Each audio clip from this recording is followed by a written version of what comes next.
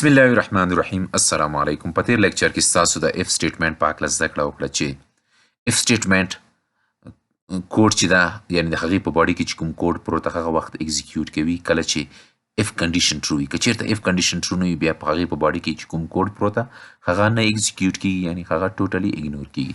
دوستانو نن به موږ د په دغه لیکچر کې چې دا اف او ایلس سټیټمنټ په هکله زده کړه وکړو. دا هم یو کنډیشنل سټیټمنټ ده. دوستانو دا هم موږ روزمره ژوند کې چې دا یا زموږ په پروګرام کې چې دا ډېر زیات کاروو. که چېرته موږ روزمره ژوند ته راشو موږ یو چا ته وایو چې هلکه لاړ شه پلار ته دې غږ وکړه چې تشریف راوړي دلته، او که پلار دې بیا نه وي بیا دې تره ته ووایه. دوستانو همداسې حالاتو سره که چېرته موږ پروګرامینګ کې مخامخ شو بیا هغه دپاره موږ اف ایل سټیټمنټ څخه ګټه پورته کوو. او اف ایل سټیټمنټ چې د دوستانو دغه کنډیشن بیس باندې یعنې د کنډیشن پر بنسټ باندې پرېکړه کوي. که چېرته کنډیشن په اف سټیټمنټ کې چې وي هغه ټرو وي نو بیا اف برخه چې کوم ده یعنې اف باډي چې ده هغه اکزیکیوټ کېږي. که چېرته اف برخه کې چې کوم کنډیشن ده هغه فالز وي نو بیا ایلس پارټ چې کوم ده هغه اکزیکیوټ کېږي. یعنې دوستانو دغه اف and else چې کوم ده دا په دوو برخو ویشل شوي ده. لومړی یعنې A پارټ چې کوم ده هغه اف ده او B پارټ ایلس ده. یعنې که چېرته کنډیشن ټرو وي A پارټ اکزیکیوټ کېږي، که چېرته کنډیشن فالز وي نو بیا B پارټ اکزیکیوټ کېږي. دوستانو که سینټیکس ته موږ راشو بیا هم اف ده اف کیورډ لیکو، هغې څخه وروسته کنډیشن په سمال بریکټس منځ کې لیکو او هغې څخه وروسته د دې کرلی بریکټ کې دا اف باډي لیکو. اف باډي مطلب دلته دغه ده چې زموږ دلته کوډ لیکو، دلته زموږ د کوډ سټیټمنټس لیکو، دلته موږ هغه څه چې زموږ ریکوایرمنټ دی یا څه ضرورت ده هغه مطابق دلته موږ کوډ لیکو.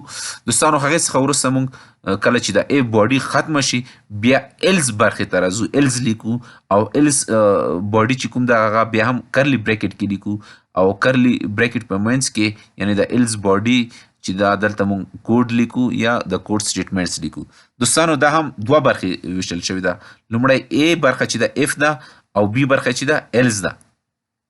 دوستانو که چېرته دغه کنډیشن چې ده دا ټرو وي نو بیا دا A برخه څه شی کېږي اکزیکیوټ کېږي، یعنې اف په باډي کې چې کوم کوډ پروت هغه اکزیکیوټ کېږي.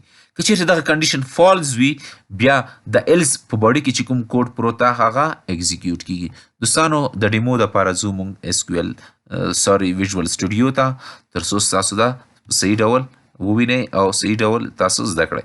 دوستانو کنسول دلته چې زما الریډي کوډ لیکلی د دې دپاره چې زیات وخت وانخلي او دغه ویډیو ډیره اوږده نه شي. دوستانو کنسول ډاټ رایټ لاین ته وایم چې ته ماته پرنټ که دغه میسج ماته څه شي که پرنټ که.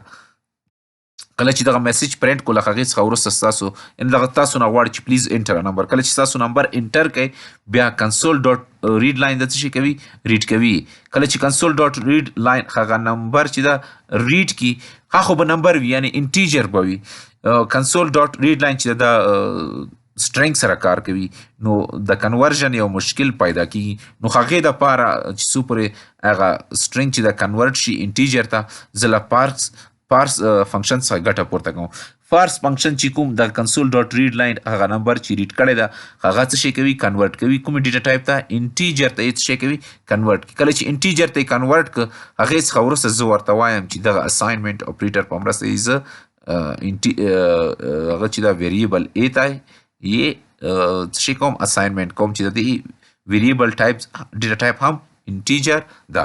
دوستانو هغې څخه وروسته زه اف ایلس سټیټمنټ ته راځم.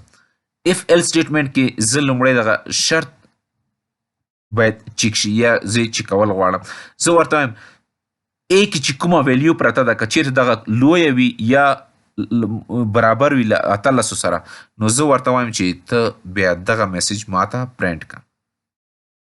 که چېرته هغه A کې چې کومه ویلیو پرته ده هغه د 18 څخه لویه هم نه وي یا برابر هم نه وي یعنې کوچنی وي نو ته ماته بیا ایلس کنټرول ته وایم چې ایلس برخې ته لاړ شه او ایلس باډي کې چې کوم کوډ پروت هغه اکزیکیوټ که. دغه کوډ چې دا اکزیکیوټ شي نو دغه کنسول ډاټ رایټ لاین به ماته څه شي میسج پرنټ کړي سوري یو کیناټ ووټ. دوستانو هغې څخه وروسته زه بیا هم ورته وایم چې کنسول ډاټ ریډ لاین ته وایم تر هغې پورې چې ستاسو انټر ریډ کړی نه وي یا انټر ما وهلی نه وي تر هغې پورې سکرین دې ماته پاتې شي.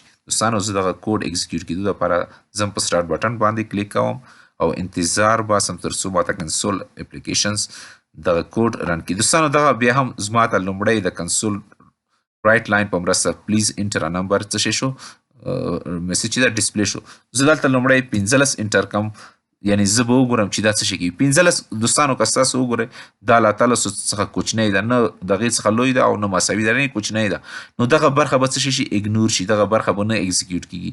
کنټرول به الز برخې ته لاړ شي او الز برخې کې چې کوم میسج ده د کنسول ډاټ رایټ لاین په مرسته به هغه ماته ډسپلی شي یعنی پرنټ شي. یعنی دا به ماته ولیکي چې سوري یو کیناټ ووټ. نو زه که اوس انټر وکړم دغه ماته میسج پرنټ کو سوري یو کیناټ ووټ. دوستانو یعنی تاسو ووټ نشئ اچولی ځکه چې ستاسې عمر 15 ده. دوستانو که دا ځل زه بیا هم دغه کوډ اکزیکیوټ کوم، دا ځل زه ورته شل ولیکم یعنی دغه شل چې کوم عدد چې کوم ده دا له 13 څخه لوی ده. نو بیا به ماته دغه کنډیشن څه شي ټرو شي او دغه کنډیشن چې کله ټرو شي نو زما ته به دغه میسج پرنټ کړي.